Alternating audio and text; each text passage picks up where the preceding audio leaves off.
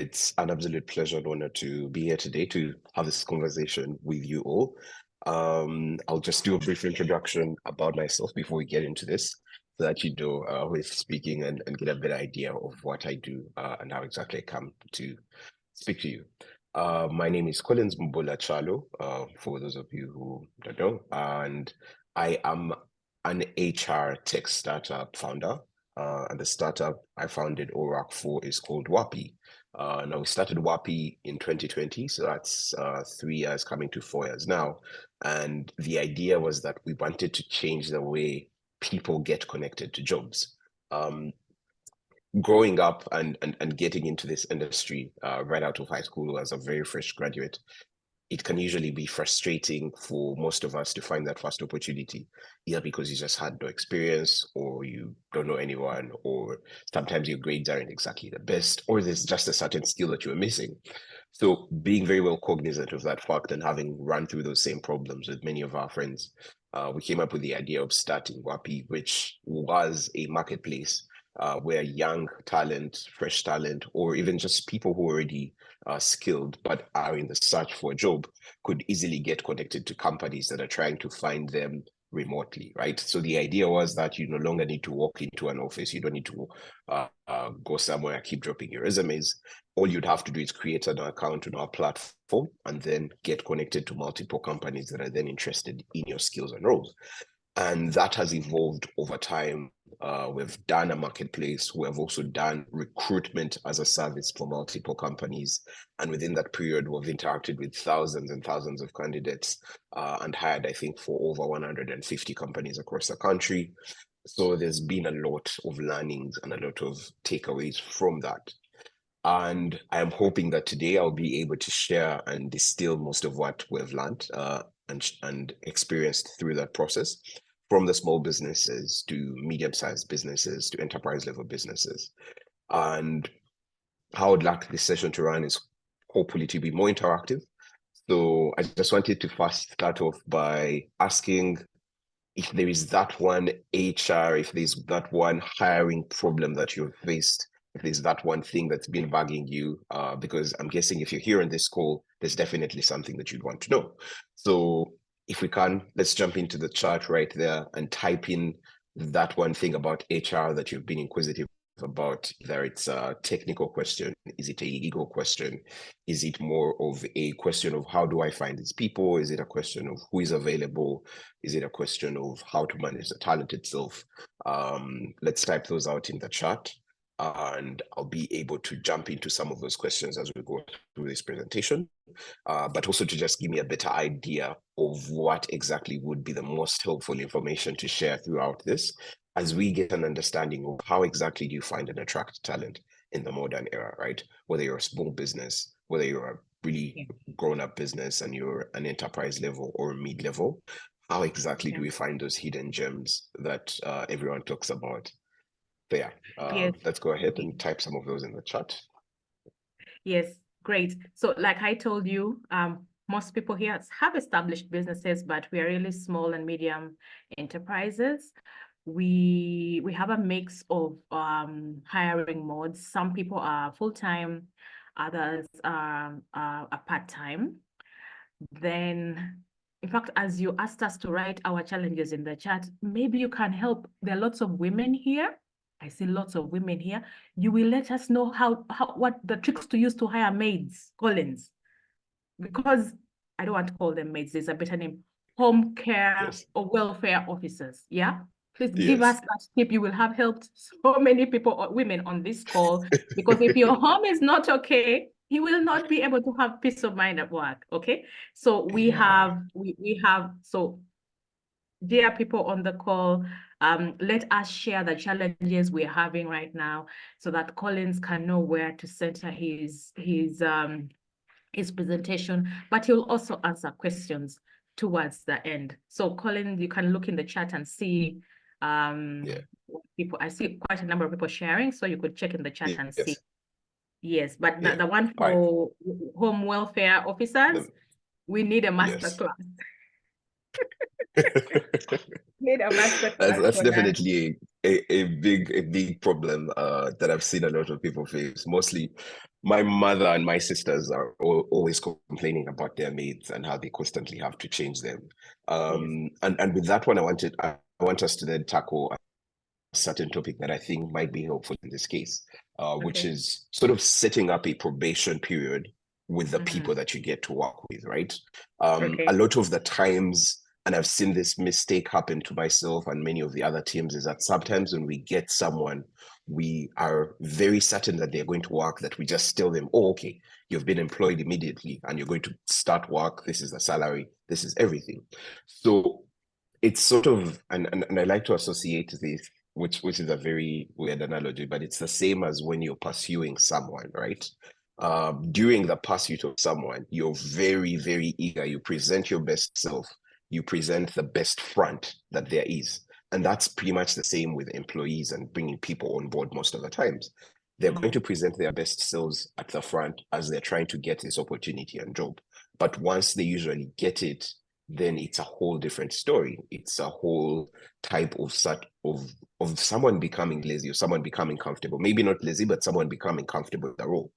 So that's where usually a probation period helps you to understand and get a bigger sense of what this person looks like when they're working, right? Yeah. And there are a couple of ways you would structure these probation periods, right? To get Mm. the most effective output out of these probation periods, you need to set up deliverables in a way. You need to set up benchmarks. Either Mm. communicate those to yourself or communicate those to the employee. In most Mm. cases, I would recommend communicate these benchmarks with the employee. Let them know that, okay, we're going to give you this contract. You're going to get this role, but we're going to start with a probationary period of 2 weeks or a month. I'd also recommend Okay. that probation shouldn't If be you fit the 3 months, role. 6 months down the road. Yes, Yeah. because Yeah. if you make it too Okay. long, then again, you're killing the essence. I know. Okay, so we have some contributions in the chat. I hope they can give you an Nice. idea of where to start from so you can check them out.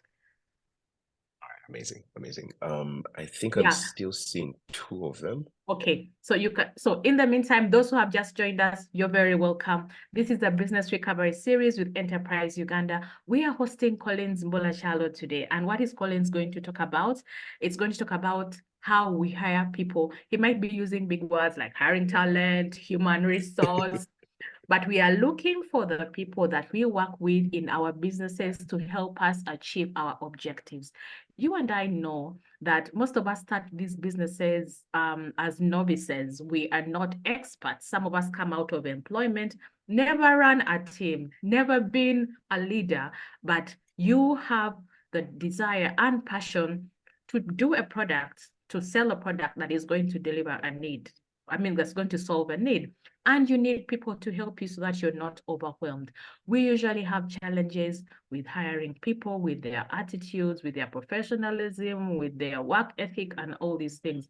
So Colin is here to talk about that today. Now, he has requested that we share some of the challenges we are having right now so that he can know how to structure his presentation, and then we will take it from there. Yeah, so I think we can pick it up from there, Collins. All right, amazing, amazing. Thank you very much. So yeah, I think continuing with the conversation which is structuring the probation periods, right? So one, you need to make sure these probation periods are concise enough, but also give you adequate time to assess this individual's abilities.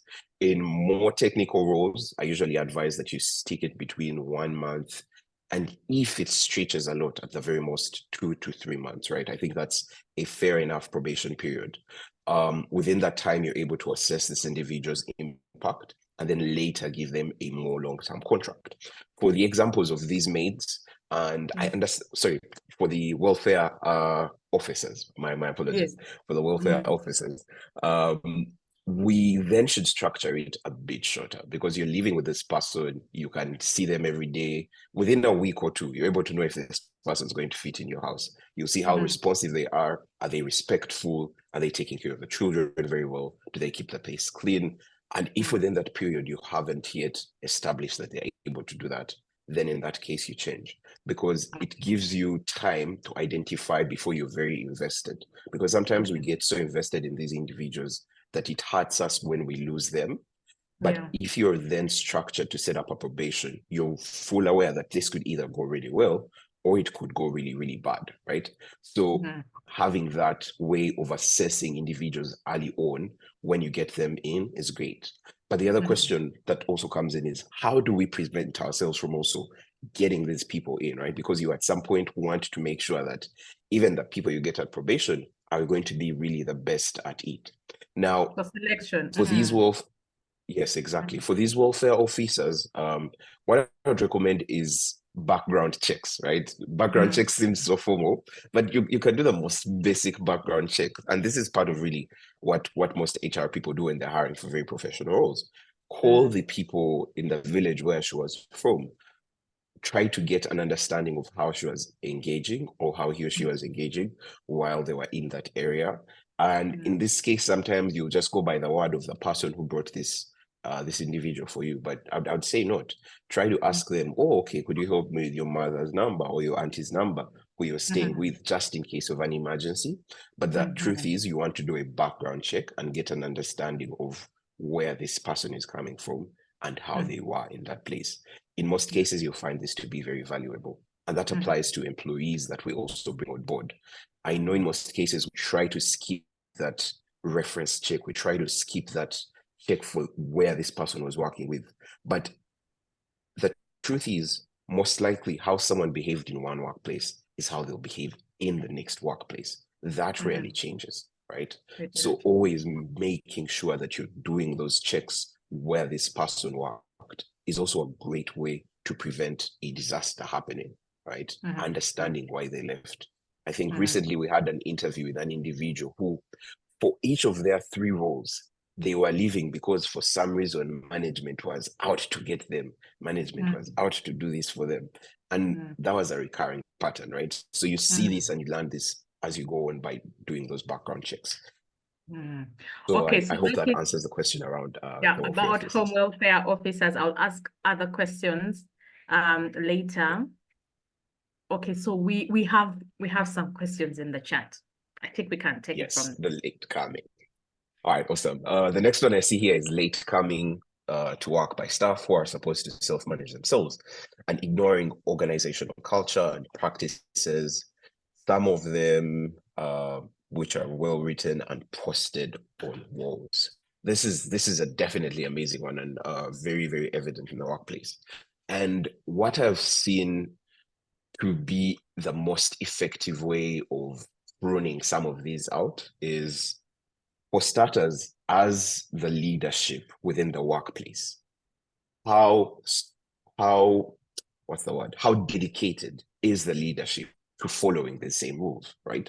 Because you find that even if the boss or the leader in that workplace comes late or doesn't follow some of these rules, that then creates the sort of reluctancy for fellow workers to follow the same rules, right?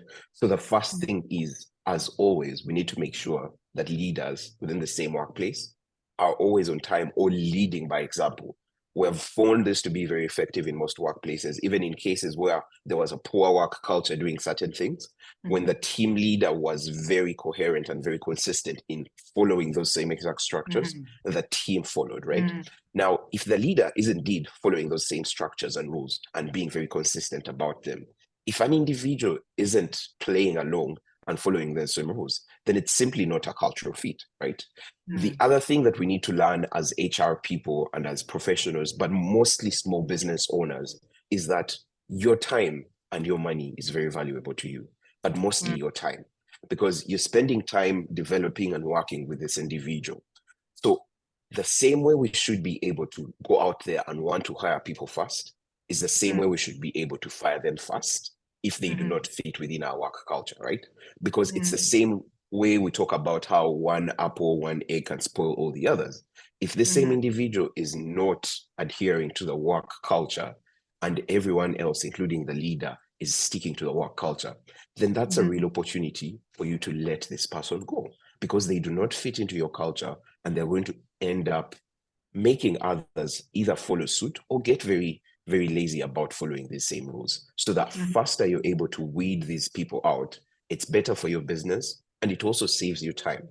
So make sure, again, as a leader, as you're following the same rules, either have a conversation with this individual. And the way we usually recommend for these conversations to happen is avoid group confrontation, mostly when it's about correcting someone. If you've noticed something's wrong, if you've noticed they have come late consistently, do not call them out when everyone is around. Hey, you've been coming late. I've noticed you've been doing this. It is always recommended that you have a sit down with them, have a conversation with them, engage them on a one-to-one basis. Ask them, oh, I noticed on Tuesday, on Thursday, you came late. What could be the problem? Get an understanding of where they're coming from. Depending on how that conversation goes, if there is a reoccurrence, if there are multiple reoccurrences, then go ahead to let them go. But if after that first conversation you realize there is a change, then in that case, you've tuned someone to work into your culture, right? So always be ready to engage and try to change, but also always be ready to engage and let go when change isn't happening in such cases. You mentioned something critical of leading by example. And now I realize that, like I said, when most of us start our businesses, we are not professionals. We are new at this thing, right? And you may find that you could be doing something that is creating a wrong culture in your business.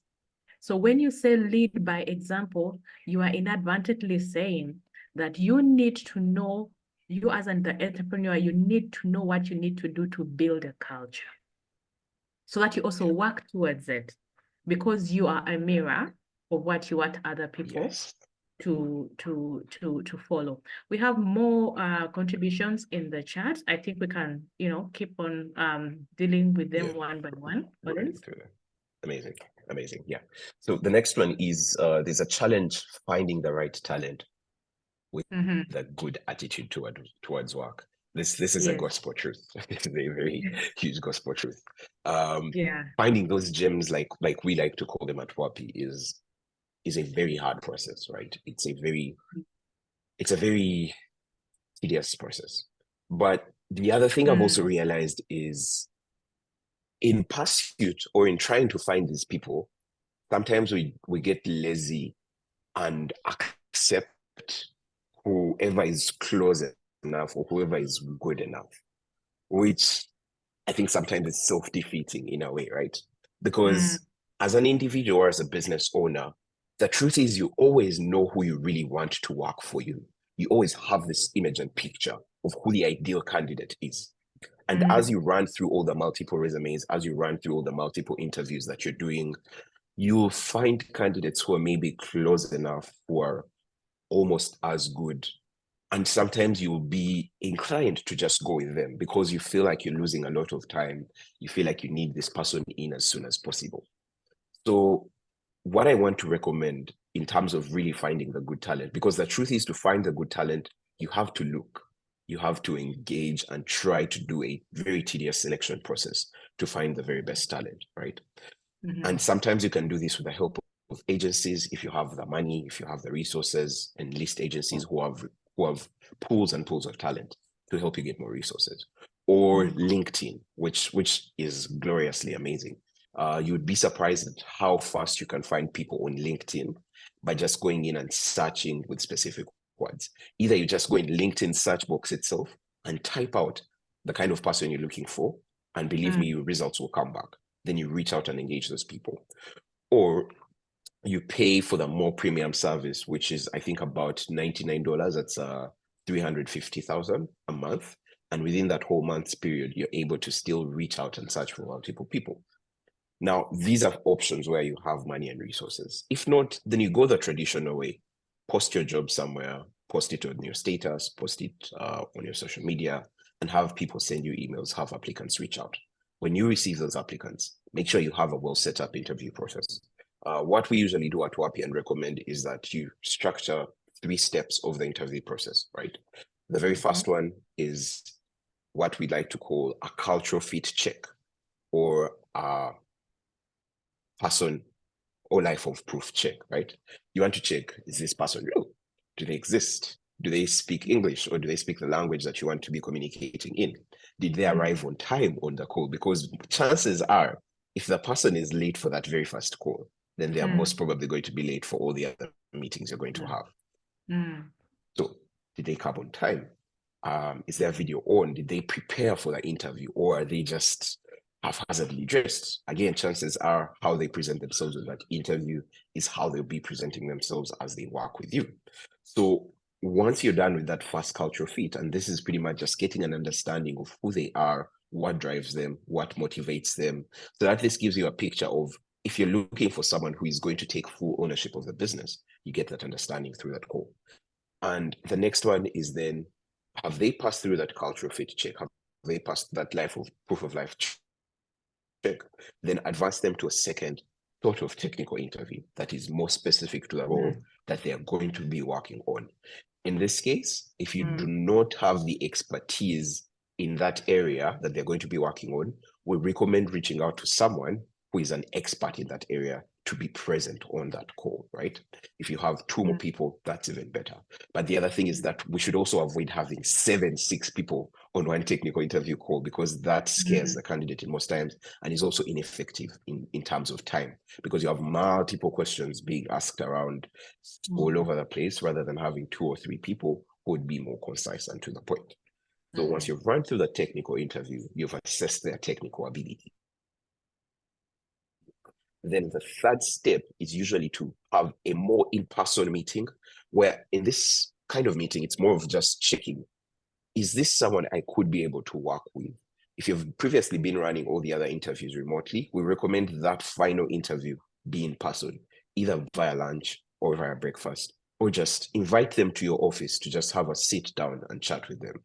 Now, through this, you're also just getting a better understanding of this person on an individual level, so that you're able to know, will I work with them throughout this entire period? Now, through that, I hope you've been checking and sort of ticking off most of the things you are looking out for in this person.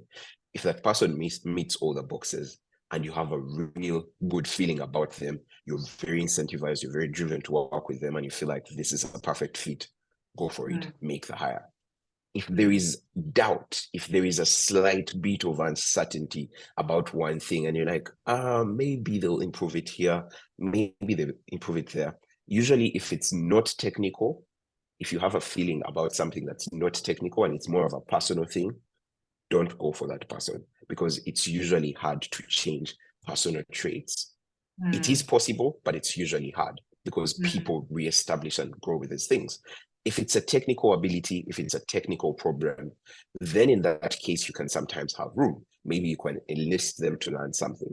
Maybe you can recommend and tell them, oh, okay, you lack in this area and you could improve. In such cases, you can go ahead and hire them.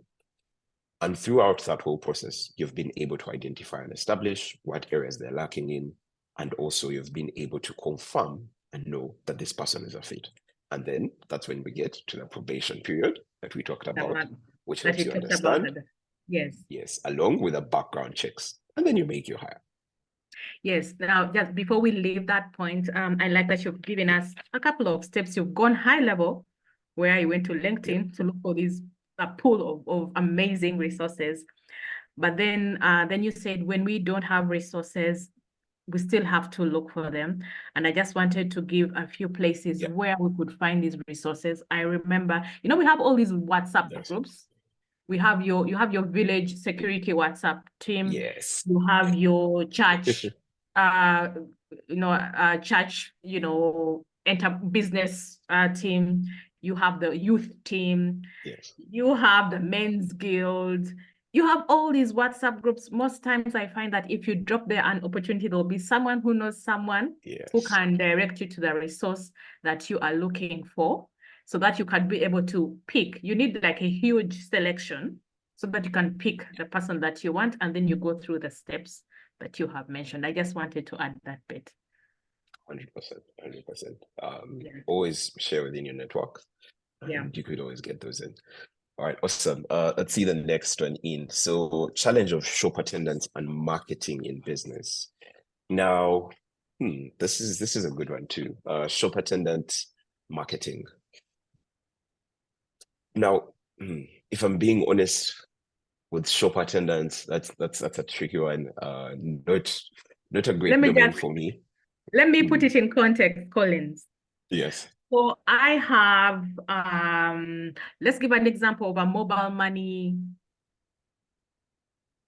shop. Okay. Yes. Mobile money might be taking it too far. A grocery shop, like a supermarket where you Yes. sell household goods, things that people maybe in the neighborhood, you're selling sugar, salt, stuff that is used in the home. Because you have your job at Enterprise Uganda, you want someone to run your side hustle. Oh, no, we're going very Yes. far. Sorry about the men on the call. I'm using too many women examples. It is women's month. You have a boutique. Yeah, you're selling bags, you're selling shoes, you are selling clothes. You can't sit, you have other things to do with your time. So you get this person to sit in your shop. So they Yeah. are receiving your Yes. customer, they're handling your money, they are doing the Yes. upselling, they are giving the customer the experience in your absence. So you've trusted your whole investment with this Indeed. attendant. So it could be the shop, it could be the mobile money investment, it could be a restaurant, it could be so many things where you are not. So it is really in the context of you've set up a business, you are busy at work somewhere, this person is running the affairs of the business while you are away. So guide us on how we should choose these people to entrust our investments with. Yeah. Yes. Right. That's a good one.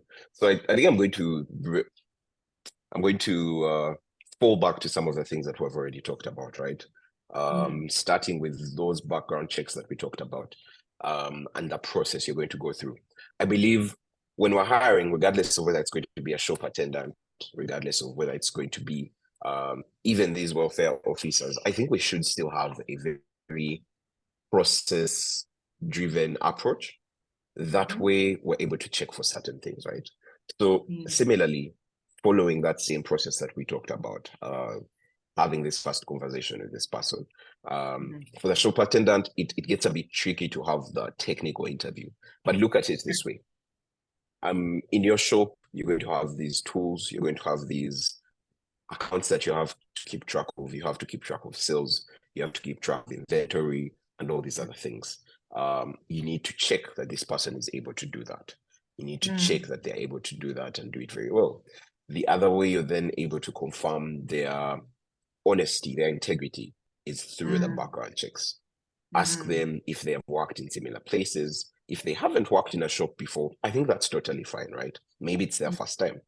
But talk to their relatives, talk to their friends, and do these. Usually, we recommend doing this without them knowing in a way, because if you give them the benefit of doubt to know, sometimes they'll recommend a person who is going to give them glorious flying colors, right? So sometimes you just do your own background research, get contacts or people who know them, and just have a conversation with them. Ask them about this person. Ask them about how they are honest. How do they usually deal with certain things? Because I think with shop attendants, the biggest problem that we face as small business owners is honesty. This person is robbing you. This person is not honest about how much you're making, and you're just making losses as an individual, right? The other option that I will give, but this is more of a preventive measure and it's more of a post after you've already hired this person, is that if you're able to, get a camera in your shop, just to go that extra step to be safe, right? Now, right now, technology isn't as advanced in the region, but there's some places where even when you have a camera, you're just able to keep track of how many people have come into the shop, how many sales have been made, without you even needing to review that video. That technology does exist. It's of course definitely expensive, but if you're able to afford it and it saves you from the losses, then you can always take that option. Because that brings us to the point which we talked about, which is understanding, is this person a fit for your business or are they not a fit for your business? The only way you're going to be able to confirm that is by having factual data to validate that. And this camera and this recording helps you factually validate that, because you're able to see, have they been truthful about the money we're making? Have they been truthful about the sales? And if they haven't, then again, like we said, let them go because they are not a fit for your business and you're losing time and money by investing in them and continuing to work with them. If you're not then able to afford this camera or these expensive tools, try to find simpler tools that can help you get this understanding, which comes back to keeping records and books. Unless someone is very, very intelligent and very good at doctoring these books, as long as you ask them to also keep records of the sales they make, in most cases, the truth is, if they have been stealing from you, you'll find it in the records they have kept. You'll find an inconsistency somewhere. And that is also your chance to then understand if they're a good fit. So that means, Collins, that as we hire talent for our businesses, we also need to understand how that business runs. We have to be the best employee for that shop, yes, for that boutique, so that you can have parameters to measure this person. But some of us just set up our businesses and, just go and we just come to collect rent. We don't have an idea of the trends. We don't know if customers come in the morning or they come late at night. Yes. Where was I recently? I was at Acacia Mall recently. Yes. It was a Friday at 9 p.m. This is a mall where I'm sure the rent is quite high, okay? But guess what, Collins? By 9 p.m., all the shops are closed. Yeah. So I'm wondering, which customers are they targeting? Okay, this is not something to do with HR, but most of us business people, we don't have the rhythm of our businesses. We do not know that, okay, my customers work in the office and maybe I'm located on the way home. So they pass by here, to buy a few things before they go back home. So now maybe instead of hiring one person to work from morning, I need to split that shift into two. We are not conversant with the life of our businesses. So we need to be the best people for our businesses before we know how to get the right talent. That is what I have noticed. That's 100% true. All right, thanks, Melinda. So I'm going to try and just run, because I noticed we're sort of running out of time. I'm going to run through the questions and see if there are those that I can cluster up and respond to together, and then those that aren't similar. So I know we have a question about turnover here next. I also saw another question at the bottom about, retaining a good worker, mainly for startups. Okay, retaining a good worker. So I think this is also about turnover. So we have two questions about turnover. All right, and then we have another one about remote work. What tools can be used? How exactly can you get onboarded onto these tools? Because the truth is there's so many of them, and what tools would I recommend? We're going to run through that real quickly. Is reporting at work physically still a thing with working at home? That's an amazing question. We could go on all day about this one. It's a very hot topic at the moment, but most companies are defaulting to working physically, and I'll share my thoughts and sentiments around that too as well. So I'll get started with, I think, the more direct question, which is, with the rise of remote work, what specific tools and platforms can we recommend for doing this? And I'm happy to have another session around setting up remote work tools in the workplace, in a remote workplace, because I believe this is something that we have done amazingly well at Waape, and I'm so proud of. So I'll take it step by step, right? Within a workplace, and even when thinking of a remote workplace, it's the same as thinking of an office. When you're setting up an office, you need to, one, buy that office or rent that office. You need to have chairs for people to sit in. You need to have computers for people to work on. You need to have food and all these other things. So it's the same way a remote workplace is set up. You need to think of the different tools that you're going to be using. The first one that I'll start with and recommend with is, make sure individuals have professional emails, right? They have work emails. If you're able to afford paying for those work emails, then go ahead and set up for each of your people work emails. You can do this using the Google Workspace. You can use Zoho. Let me actually type those out in the chat so that we have them. So for work emails, we have Google, we have Zoho, We have AWS, and a couple of these others. So make sure you have work emails. This helps with communication, both internally and also externally with your customers, but also gives you an ability to keep track of these emails. There have been those cases where you've lost an employee, but you don't have the documents they had. You don't have the work they were supposed to have done. You basically lost everything because this person is gone. If you have professional work emails set up within a workspace, even when you let go of this person or they have left, you're able to go and recover anything they had on their account. You're able to go and recover the documents or any work that they were using on this account. So it's also a safety measure, but it also just adds to professional ability. So after email, the other thing that we recommend is in a remote workplace, because we're not meeting, you need to make very good use of your calendar. So always making sure that meetings and events are set up and stuck on the calendar. This is the best way to keep people actionable in terms of time and making sure that they arrive for these meetings. And what we also recommend in terms of work culture when working in a remote place is that meetings shouldn't be joined on time. Meetings should be joined 5 minutes before time, right? Everyone should be in the meeting room 5 minutes before time. And within those 5 minutes, you're allowing people to get in, you're allowing people to enter so that you start on the dot. That's a culture that would be very helpful for keeping time, but it also just presents a very professional front when you're having external calls with other people and you're already on this call before time. And that goes along with a calendar. So for the calendars, these same email tools that I've recommended also have their own calendars inbuilt. So you don't need to worry about having a separate tool for that. When it comes to communication and daily communication, the tools that I recommend the most, and let me type these out. So we have a work tool that almost businesses use, which is called Slack. It's free of charge. It's free to use for up to a certain extent, but in most cases, you'll be able to use it free of charge for as long as you can. We've been using it free of charge up to now, and it's 4 years running.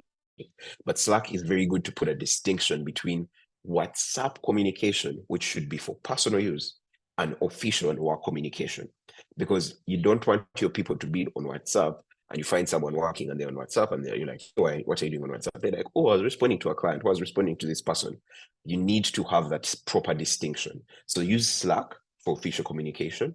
And this is where you get real-time messages, real-time communication. There are no distractions because everything that's going on there is work specific. If you're not using Slack, you can use, I think Microsoft has, what's it called? Is it Rooms or Teams? Yeah, Microsoft Teams.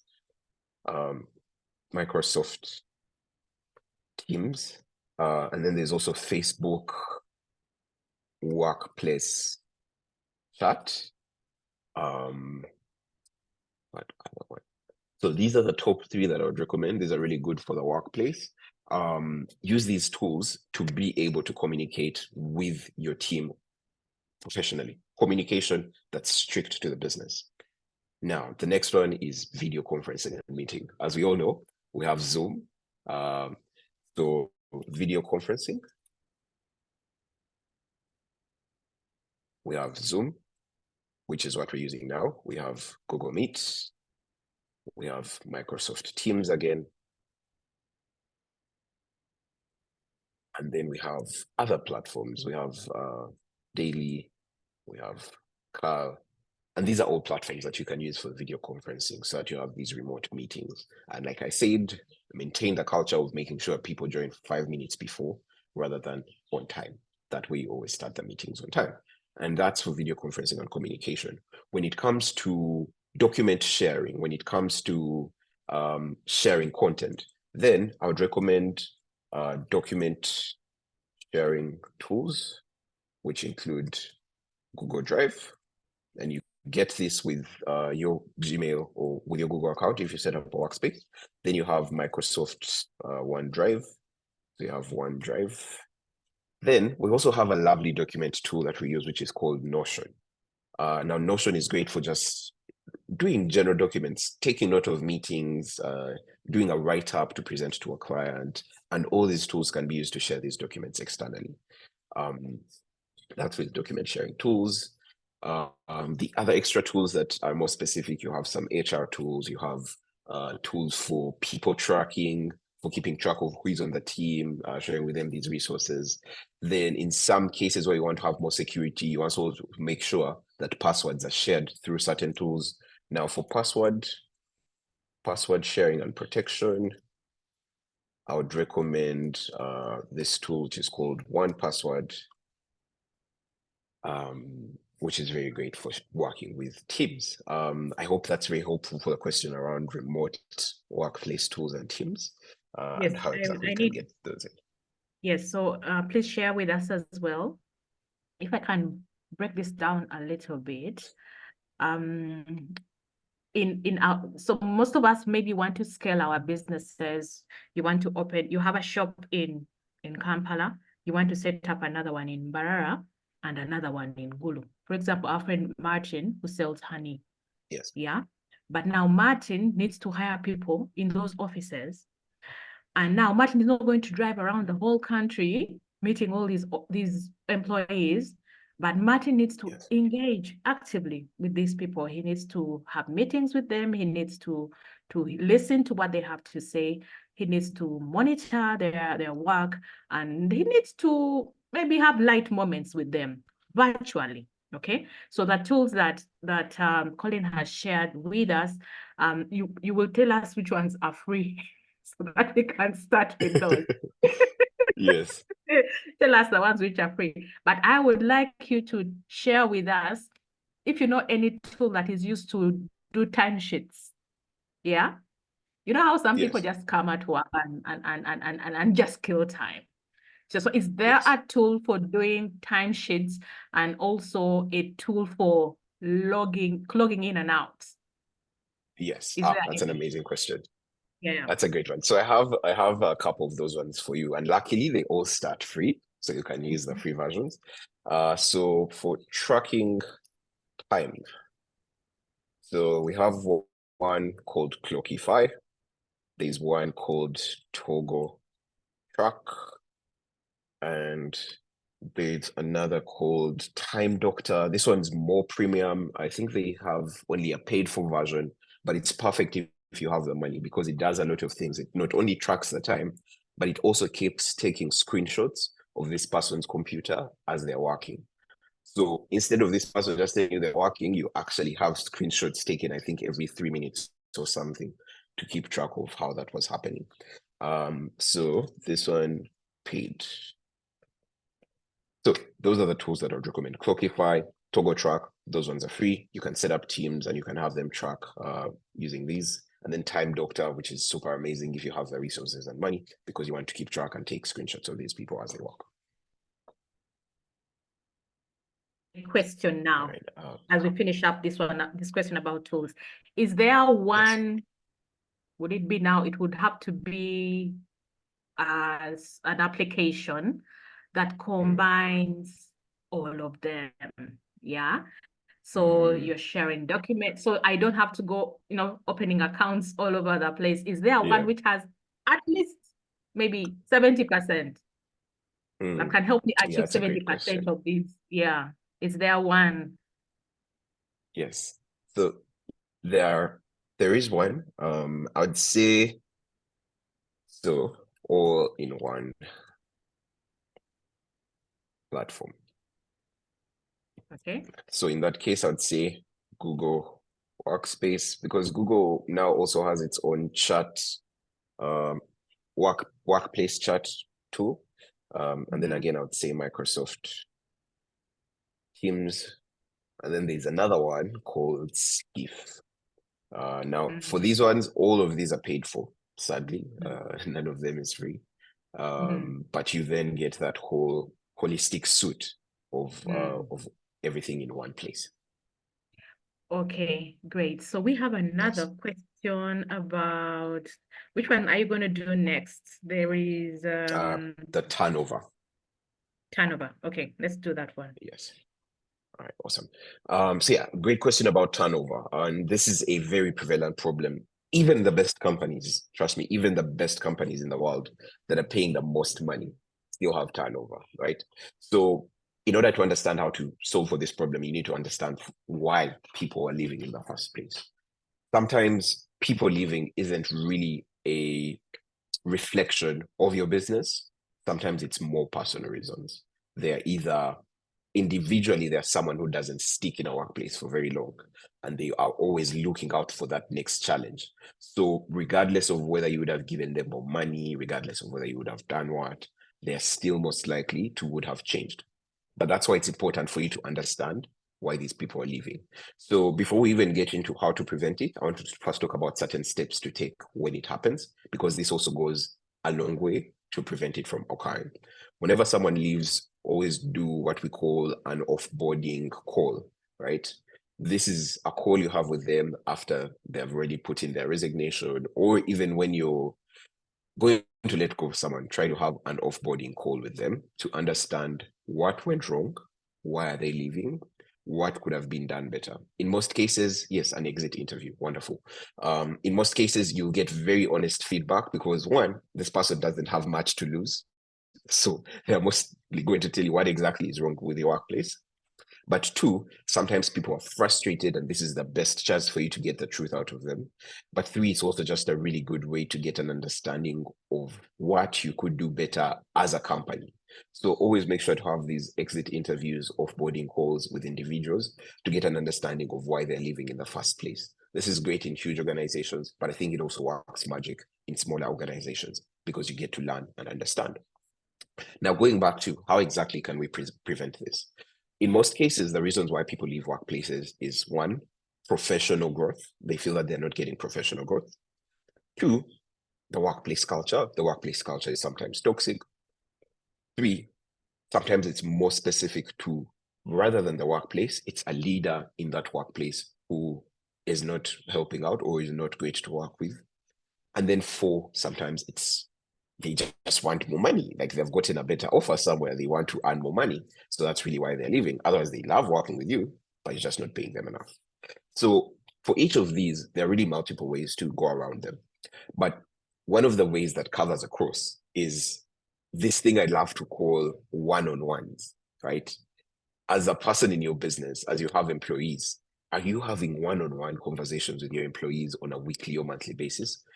Because through these one-on-one conversations, and these need to be scheduled, these need to be consistent, either say every first Tuesday or every first Wednesday of the week, I'm having a one-on-one with the people within my team. If you're a manager, Wednesday is for one-on-ones with my team members. 30 minutes, 15 minutes conversations where you're just asking the following questions. How was your week? What went well? What didn't go well? What could be done better? How was the work that you worked on this week? How did it progress? How do you feel about the work that you're doing? Is there something we could do to support you better? What can I improve on? What areas do you feel I could have supported you better through this work? And through these conversations, you always have a better picture of if this person is usually going to stick around. Are they feeling valued?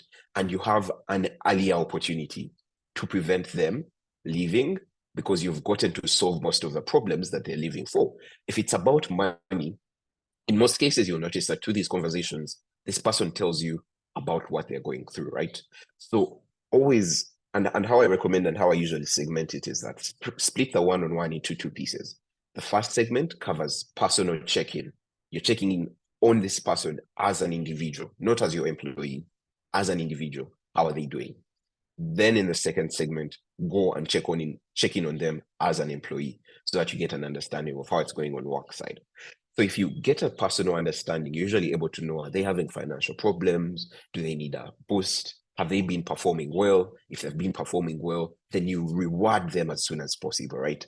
This also comes back to the other thing that we'll talk about, which is structuring personal growth plans for each and everyone and setting those up to be very actionable and very specific.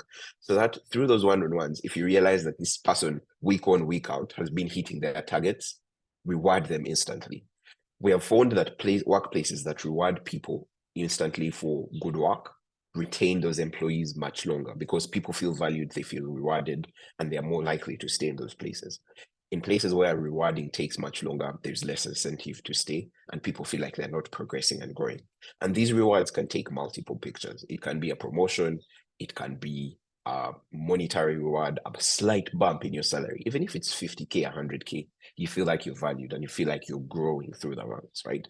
And this can all be tracked through these one-on-ones. through these check-ins, either monthly, weekly, or bi-weekly, so that you figure out and understand.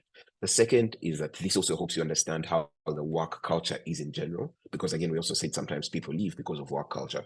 You get to understand what's toxic, what's not working, and also fix that. Same goes for the problems where it's a leader who isn't being very supportive or who isn't working well with this individual. You're also able to pick up on those slight notes. The general solution is having those check-ins, having having very factual, very specific progression for the people's career, either for promotions, for salary bumps, and always being very fast to implement those.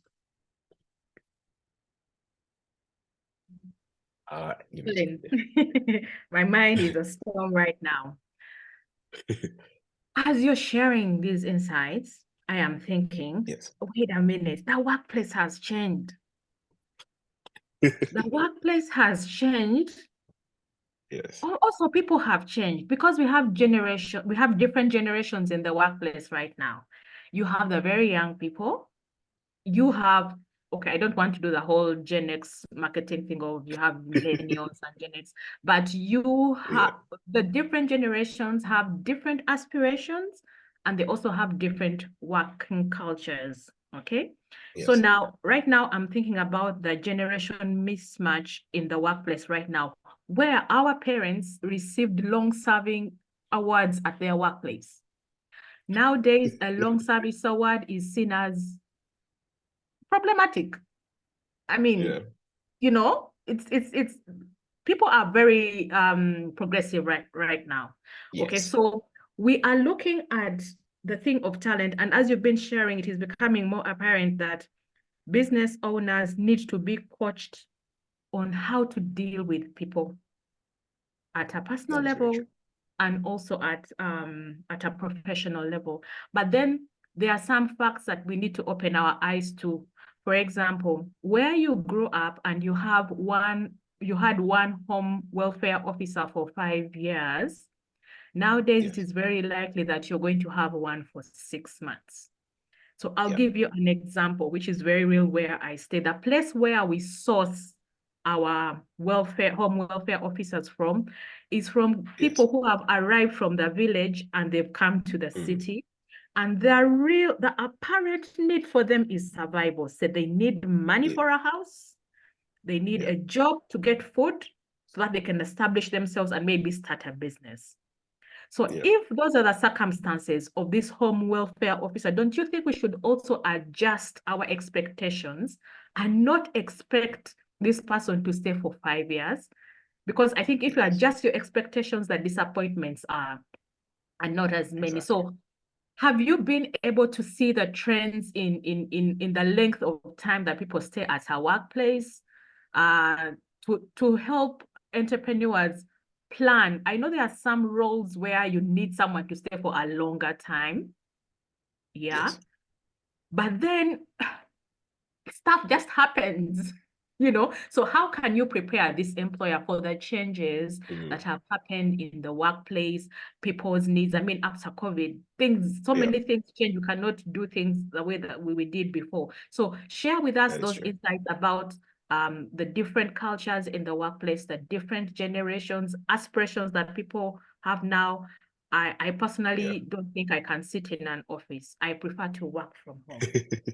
And I'm not very young, you know what I mean? So share with us those different aspects about employment and working and the value of employees that might affect us, or maybe that can guide us on our journey to building good talent in the workplace. I know my question is, you know, heavy, but yeah, I wanted to give it a bit of a context.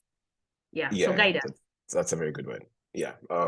I think the very simple answer to that is having a culture as a company. And I know that's very abstract in a way, but it's also as simple as that, right? Having a culture that your company is able to stick to. And I love one of the questions here that stated they even go ahead to stick these things on the wall, right? Is your vision and mission stuck somewhere on the wall? Are your core values stuck somewhere? Do you constantly talk about this? What I've seen to be very helpful in making the culture stick is putting it in people's faces. That can be through sticking it on the wall, or that can be through having a constant conversation about it. When you get on your calls, when you have, yes, this is one thing that I forgot to talk about, all hands meetings. And maybe this is just a fancy way of calling them, but this is basically a meeting that you have with your entire company or all the staff in your company every end of the month to tell them about how things are doing, to give praises to those who did all these amazing things, but it's to keep people in touch with how things are, right? An all hands meeting is also usually a great chance. Oh, sorry, I think you're muted, Belinda. Yes, at DFC, we call it a town hall. Town hall, yes, town hall, exactly. So town hall, all hands meetings. This is an amazing opportunity to always share and imprint culture, right? Because you can start by saying, at DFCU, this is our mission and vision. This is what we stand for. This is our core values. And that is just a way of re-energizing and reinvigorating the idea and mission that someone is here for, right? As a leader, as you're having these calls with these individuals, with your people, with your employees, at Waape, our mission is to connect people to talent. This is what we have done so far. This is what we keep doing. Having these affirmations, these conversations helps to make that culture stick. The second thing that I talked about and mentioned is, again, because people at different stages of life want different things. You'll find that most Gen Z, most people within our generation want to try out different experiences. They will not stick in a workplace for 3 or more years, right? But having an understanding of that when you're hiring this person, and like you said, managing expectations also gives you a better picture. And you can have this through, again, the conversations, constant interactions you have with them to understand their goals, to understand their progressions. So that as an individual or as a leader, and usually what I do with the new people we bring on board is the very first call I have with them is to ask them, what's your goal for the next 3 months? And this is not the goal in terms of the work they're going to be doing, but what are you looking out for in us as a company for the next 3 to 6 months, right? Sometimes we just get lost in the fact that this person is coming here to work and we're just thinking, oh, they're employed, they're paid, they only have to work. But at the end of the day, we also need to be giving back rather than just taking. So establishing what that road plan looks like for these individuals is one of the best ways to catch that early. Through that, you're able to know, are they looking long-term to progress from individual contributor to manager to vice president to maybe chief at some point. That way you have an understanding and know, oh, this person will go through this. You set up a track plan, track that progress, and keep them accountable through that, right? So having that professional track, and sometimes even going as far as imprinting this in a document somewhere, so that when someone comes on board, they know, oh, if I want to hit manager, these are the metrics I need to meet. This is how long it will take me. It also gives them a better idea to know and to stick through that company, right? And you'll find that as that happens, most people will stick around, and those that do then not stick around will still leave. But at that point, you would have been prepared, you would have had conversations about it. The other thing that I think has been very helpful and is really great is an employee handbook. I don't know how many of us have employee handbooks at our companies. I know for small businesses, this might be a bit much. So in your case, do not worry so much about the employee handbook. Focus on the values, focus on the culture. But for big businesses, an employee handbook is very important. And always making sure we share this with employees as they're onboarding, having these calls with them will be very helpful in that regard. I hope I've answered the question. Yes. So employee handbook is very critical. If it serves the big corporates, it will serve the small and medium enterprises, especially the ones on this call. And we have shared here before that you do not need the huge document. You just need the critical elements that make that document work. And then you just need to customize it for your business. So before you leave that point of employee handbook, give us maybe 5 things that we need to have in that employee handbook. Maybe someone can get an A4 sheet, write those 5 things, and then they fill them in as they go. Before you know it, they will have a handbook. So share with us 5 things that should be in an employee handbook and how it should be used to nurture talent. Yeah, I think that's an amazing one. And I love the example that you've given. It can even just be an A4 sheet, right? So the 5 things that come to mind, and again, as we structure this, as a business owner, you know the things that are very important to you. So I'd say the very first thing that comes to mind is on that employee handbook, write down the things that you think your business needs to operate and can break it. If it means that, one, we need to keep track of everything and keep documents for everything, add that there. If it means that meetings need to be attended on time, add that there in the employee handbook. If it means we come to work Monday to Friday, this is the time we clock in, add that to the handbook, right? Then you can go ahead and also come to the more culture specific things: respect, communication, external interaction with businesses, collaboration, and talk about each of these things. So that's 1, business specific requirements. Then 2, workplace specific requirements. Then 3, we also come down to sort of the legal requirements, right? This is more HR policies. How does interaction work? In some places, relationships are not allowed in the workplace, so no co-working relationships. Beyond that, how do we communicate? What language is allowed? What dress code is allowed in the workplace, right? Add some of those things in that area. The other thing I would come to is tools and necessities. What tools are provided? What tools are not provided? What's the expectation for handling and working with these tools? When do you clock them in? What happens if something gets spoiled? What happens in case of an accident or a loss? That would be more in terms of workplace tools and management. Then the 5th one, I think the 5th one that usually comes in is, I think that comes down to just really the Welfare. culture. Yeah, Organizational welfare welfare. in a way, yes. Welfare. And in here, you pretty much detail all these other specifics that are usually helpful for the welfare and culture of the company. But yeah, those are the 5 things that I would put off ahead in the employee handbook. Okay, yeah, so thank you. And I will relate that to our product manuals. All of us Yes. entrepreneurs here, we have a way of doing things, whether it is written down or not. You know how things are done in your business. You know, if you're baking bread, Yes. you're like, we shop on Monday. This is where we buy Exactly. sugar. This is how much sugar we buy every week. Whether you want it or not, that is a manual procedure of sorts. So what Colin Yes. is saying, what you have done for your product, do for your staff as well. Yeah, it has the same benefits. Colin, do we have any more questions that you would like to address in the chat? Or your Colin Yes, is I think not there was there? one. Yeah, there was one around the workplaces being remote or physical. I think that's the only one that we haven't yet addressed, along with the one of taking screenshots. So I think I'll just quickly respond to the one of taking screenshots. So in this case, these screenshots really aren't a way of micromanaging. They're just a confirmation. You don't need to check them, or you don't have to check them, but the tool takes them in cases where you're coming back and, okay, you realize, let's say, this person is saying they logged 10 hours, but the output of the work doesn't match those 10 hours.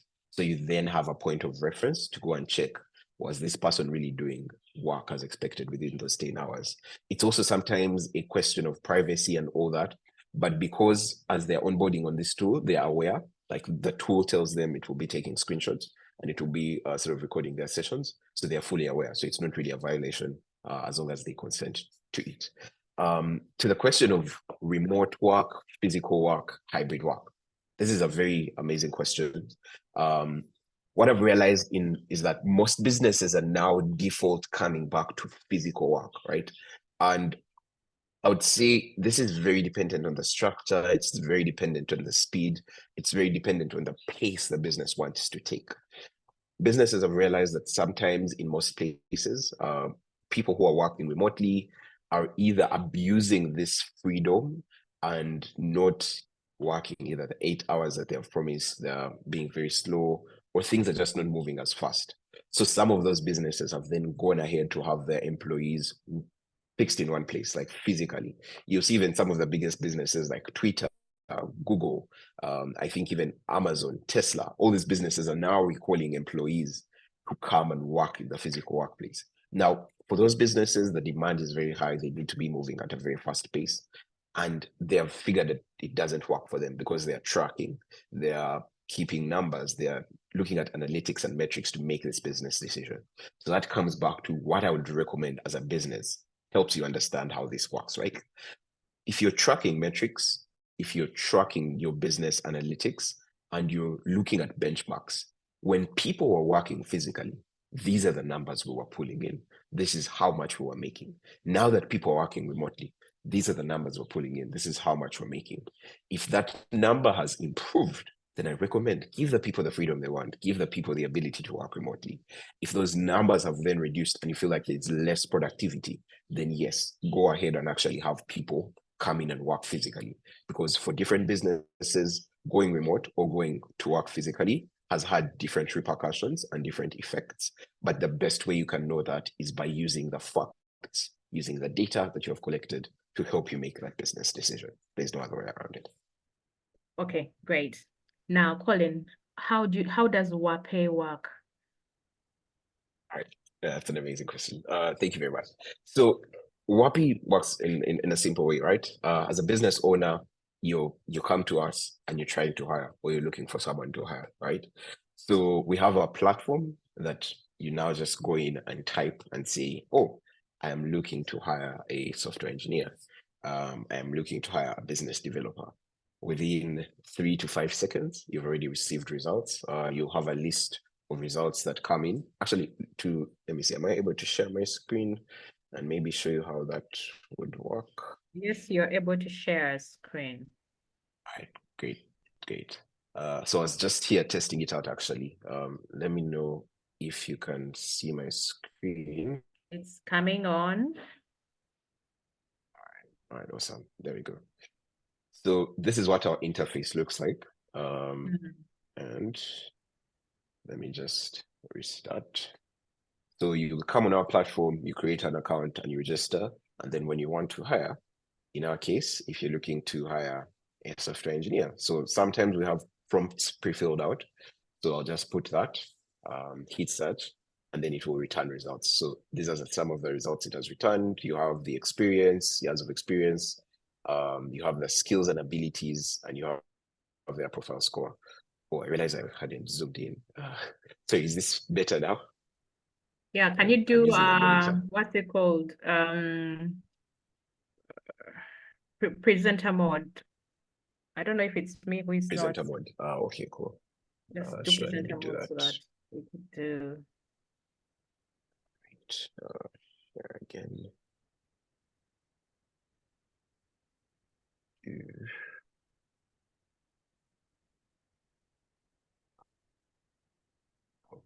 don't think it's giving us a chance to do presenter mode. Oh, presenter mode I think usually works if you have slides. Which, okay. Yeah. In this So case, just share with us what you have. See if we can. Okay. Yeah. So is this much better? Can anybody log in here? You can register as an employer or an employee, right? Yes. And it is free of charge. Yes, that's free of charge. Okay. So at this point, how we're doing it now is you only pay for a profile, right? You see here we have the pay for profile button. So you've seen the person, you've seen their skills, you've seen their experience and all this other information. Then if the profile is interesting for you, you go ahead and pay for that profile to get more information. Oh, okay. Interesting. Yeah. Oh, okay. So, so how can the entrepreneurs on this call make best use of your service? Right. That's an amazing question. So right now, you can just go to our website, www.waape.io, and sign up. Don't know why that didn't just open up there. And sign up. You just type your name here in the waitlist, and then we shall be sharing access with you, right? The other thing that we do, apart from the hiring and resumes that you'll get, we also have an interview platform, right, that we run, which helps with automating interviews. So with this one, we've set up something that will allow you to, let's just run through that real quickly. You can select through multiple interviews, and then select someone to run that interview. I'll just go ahead and select one for other. And then what this will do is that it gets on the call. Oh, I don't know if I shared sound. Let me. Advanced sharing options. Okay. Oh. Yeah. I don't know if it will play the sound, but when I hit record, it basically asks me the question the same way someone would ask you a question during your interview, and then you're able to respond. So right now, as I respond and speak, it's recording what I'm saying. It's recording whatever would be said. And then once you're done, it goes ahead to process the transcript. So this is processing. Give it a few seconds, and then immediately gives the feedback. So this is what I said. Okay. And this is the feedback it gives. Yeah, so that's simply how Waape works. Okay, amazing. So we have 9 minutes to the end of our series today. I would like to ask anyone on the call if they have a specific question for Collins. Please put up your hand and ask your question.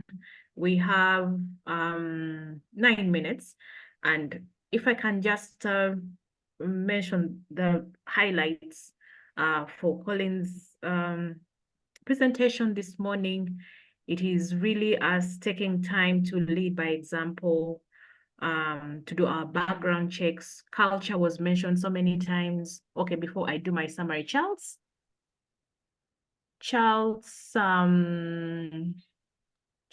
please switch on your mic and let's see if you can ask Collins a question. Where are you, Charles? Charles? Charles, are you able to unmute? Yes. Yes. Okay. Yes. What's your question? Thank you, Belinda. Thank you, Collins. If a new staff has gone through the rigor you have taken us through, but somehow within the first month, this new staff behavior, work ethics seem not to match what was expected during the recruitment hiring process, and you have given the staff 6 months probation, and as supervisors we are not happy with the work style, with the attitude, with the abscondment, and also this staff is very rude. Can we immediately fire when we have gone through the process of just recruitment? Thank you so much. Okay, thank you so much. Amazing question, Charles. Yes. No, sorry, go ahead, Glenn. Yeah, you go ahead and respond to him. Right. Yeah. So we had a real conversation about this at the very start. Probation period. One thing I'm going to recommend is that probation period again shouldn't be 6 months. That's very long. Within that period, that person is already mostly an employee. Maximum we're looking at is 3 months, because it needs to be short enough for you to assess, but also short enough for you to get an understanding of whether this person should be with you. And at that point, you're usually able to let them go with less reasons legally. Because also, when the longer you keep someone at a workplace, legally and according to I think is it the Employment Act, there are some repercussions with how you can actually let this person go, right? So 6 months is really cutting it too close. And in that case, you might face problems where they'll need a severance and a couple of things. So 3 months is a good period for a maximum probation, but it's also a good period for you to keep track of them. And to your question of do you fire them or do you let them go? I would recommend that if within that period they didn't meet the milestones and the checklist that you had set up for that probation period, then definitely let them go. Because the longer you keep them around, it's your business losing time and money. So it doesn't help you in a way, because you're just not having the right employee in your business, but at the same time, a lot of effort and time is wasted in keeping this person on board. So indeed, do let them go and find a replacement as soon as you can. Okay, great. Collins, we have 5 minutes to the end of this series. I would like you to give us your parting shots. Sure thing, sure thing. One, thank you very much, everyone that has stuck around. And I noticed the audience numbers just kept growing, which I think was super amazing. I hope this was engaging enough. I looked to having an engaging session, just a presentation. And I've also learned a lot from this conversation through the questions. My parting shot would be that as HR professionals, as business owners, as people out there leading these businesses, one, like I said, let's lead by example. Two, the workplace has changed. Let's not make it a rigid workplace. Let's be very open-minded. Let's care about the employees. Let's care about the people that we work with. That's the best way we can cultivate a culture that enables growth, that enables open sharing, that enables people sticking around and growing within this workplace, right? And I would say the best you can do right now, if you haven't been having one-on-ones, please go and have those one-on-ones with your employees. You'll see the magic and the benefits that come out of this. If you haven't been having town halls, all hands meetings, let's have these town halls and all hands meetings. And at the end of the day, people can't change. People can technically grow up within their roles. But the best way that happens is if we support them, if we're actionable enough to help them make these changes and become the gems that we want them to be. Thank you very much. Yeah, okay, so thank you, Collins. I hope everybody has picked something valuable for their business. And as you gave your parting shots there, I just thought to myself that we spend most of our time at work. We spend the most part of your day at work. So one, it is important for the workplace to be to have a conducive environment for you to thrive. Yeah. And then when you talk about the one-on-ones, that is when you find out if someone is thriving or not. And also that is when you find out if they need support in growing their talent or where they have gaps. You will never be able to identify those if you do not meet people individually. And now that automatically upgrades entrepreneurs to a level of, what can I call it? And isn't that like parenting? It's like coaching. Yes. You're not just running the business and looking for the money, dealing with your A and your SB and all these people. You have children to take care of. Yeah. And that's where I think as business owners, we need coaching. We need someone to hold our hand so that we get this right. Thank you so much, guys, for joining the call today. It's been the Business Recovery Series with Enterprise Uganda. My name is Belinda Namtevi. I've been speaking to Collins Mbulakyalo. We have been discussing how to nurture good talent in the workplace. He has shared quite a number of insightful information that can be accessed on the Enterprise Uganda YouTube channel. Yeah, people have been asking for slides for these presentations. If you missed it or if you came late, you can find all the information on the Enterprise Uganda YouTube channel. So I would like to end the call right now. Thank you so much for your time. Thank you so much, Colin, for sharing with us. Thank you so much, Enterprise Uganda, for this platform. Until next Thursday, which is Holy Thursday. I wish you a great day and bye-bye for now.